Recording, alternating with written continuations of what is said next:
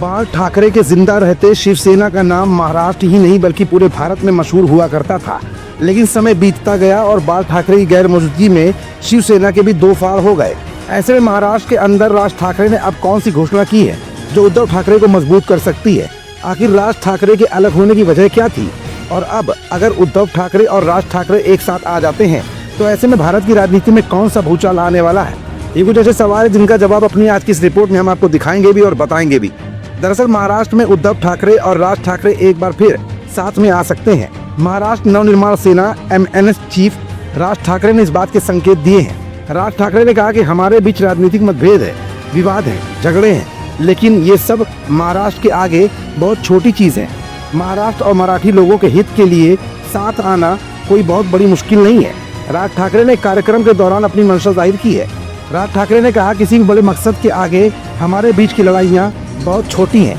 इधर उद्धव का भी रिएक्शन आया है। उन्होंने भी कहा कि मेरी तरफ से कोई झगड़ा नहीं था। राज ठाकरे ने शिवसेना में उद्धव को उत्तराधिकारी घोषित करने के बाद 27 नवंबर 2005 को पार्टी से इस्तीफा दे दिया था। इसके बाद अपनी पार्टी महाराष्ट्र नवनिर्माण सेना बनाई थी। तब दोनों के बीच रिश्ते अच्छे नहीं रहे। राज ठाकरे ने आगे कहा कि मुझे नहीं लगता कि एक साथ आना और एक साथ रहना कोई बहुत कठिन बात है। सवाल केवल इच्छा शक्ति का है। ये मेरी निजी इच्छा या स्वार्थ मामला नहीं है। मेरा मानना है कि हमें महाराष्ट्र की बड़ी तस्वीर देखनी चाहिए। मेरा मानना है कि महाराष्ट्र में सभी राजनीतिक दलों के मराठी लोगों को एक साथ आकर एक पार्टी बनानी चाहिए। फिलहाल इस खबर के वायरल होने के बाद अब शिवसेना की मजबूती की खबरें भी आने लगी हैं। दरअसल इस खबर के पीछे की सच्चाई ये भी है कि 2024 में विधानसभा चुनाव में राज और उद्धव ठाकरे दोनों की ही पार्टियों की परफॉर्मेंस काफी खराब रही थी।